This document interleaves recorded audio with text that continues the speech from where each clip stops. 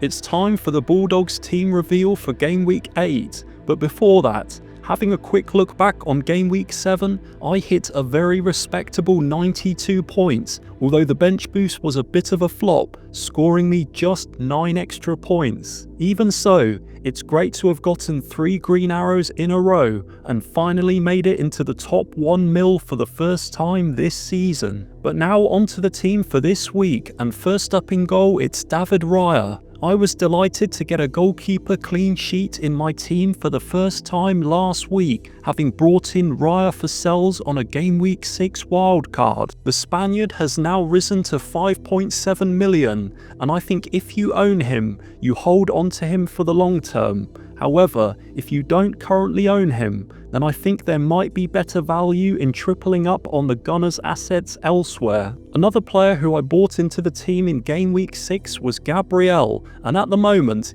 he looks to be one of the best defenders in the game to target. Arteta seems to have settled on his first choice back 4 for the Premier League, but even so, out of those 4 players, I would say that Gabriel is the most nailed to start. He returned his first goal of the season from a set piece against Newcastle in Game Week 6, and then in Game Week 7, he kept a very comfortable clean sheet against the Hammers. I think he's a good long-term hold given Arsenal's decent fixture run, combined with their defensive prowess. I brought in Dan Burn on my Game Week 6 wildcard in order to bench boost in Game Week 7, and I'm pleased that I did, as the Newcastle centre-back returned an impressive 11-pointer against Forest. Brighton will no doubt be a tough opponent this week, but the Magpies have only conceded 5 goals in the Premier League so far, and in each of their last 3 away fixtures, they've drawn 0-0. So I'd expect them to keep things very tight at the Amex Stadium. I think that alongside Arsenal and Palace,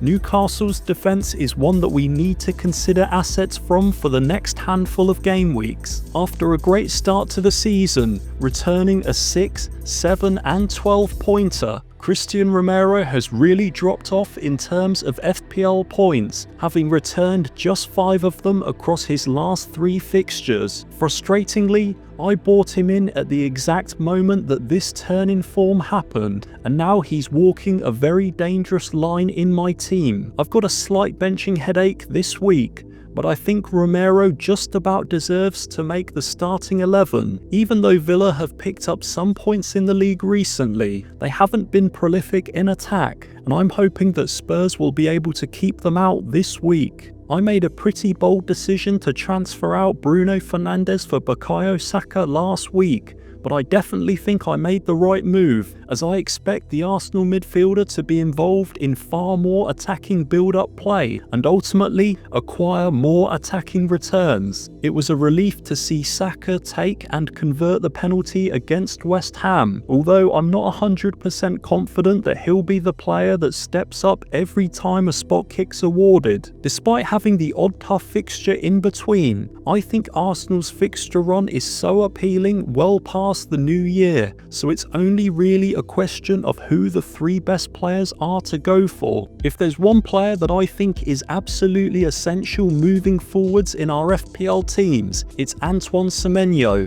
who started the season on fire, returning 6 goals and 3 assists. I genuinely do feel sorry for FPL managers who missed out on the Ghanaian's 18-point haul in Game Week 7. However, given his previous performances this season, it wasn't totally unexpected to see him do that. Bournemouth are a team that love to press high and create goal-scoring opportunities. Combine that with the fact that Semenyo is a 90-minute man on direct free kicks and penalties, and I think you've got a no-brainer in terms of a viable FPL option. Tijani Reinders is somebody who I've owned in my team since the start of the season, and I have to admit that I have mixed feelings towards him. Firstly, it's great to see him start every game in the Premier League under Pep, and at times he's played very advanced in terms of his positioning. He's also created plenty of chances, made numerous dribbles into the box, and gotten a fair few shots away. I personally think that he's been very unlucky not to return more than he has done. However, the big question that I really need to ask myself in the coming weeks is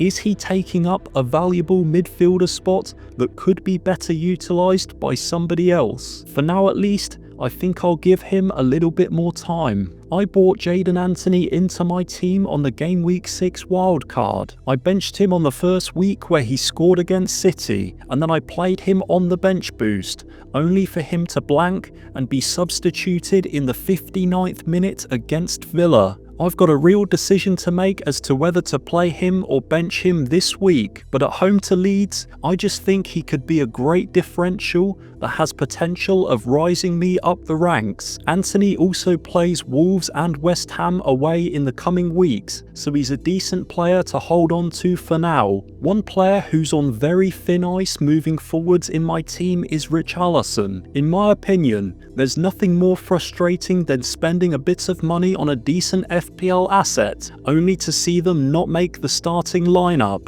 and that was the case for Richarlison in Game Week 7 when Spurs travelled to Leeds. Moving forwards, Kudus seems to be the only attacking player that looks set to start week in, week out for Tottenham, and I would personally steer clear of the rest of their forward line. In the coming weeks, my plan is to downgrade the Brazilian forward and upgrade a midfielder to change the team structure to a 3-5-2. Not much needs to be said about Erling Haaland, who's now scored 9 goals in 7 games, and in all honesty, he's carried my FPL team so far this season, having owned him since Game Week 1. It's a mixed run of upcoming fixtures for Man City, who face the likes of Villa, Liverpool and Newcastle in their next 5. But even so, the Norwegian looks capable of scoring against anyone. Starting from this week, Liverpool have a really nice run of upcoming games, and I wonder if Mo Salah will come into my line of thinking. However, I think having both the premium assets massively disrupts the quality of the rest of your team, especially when you're only able to captain one of them each week.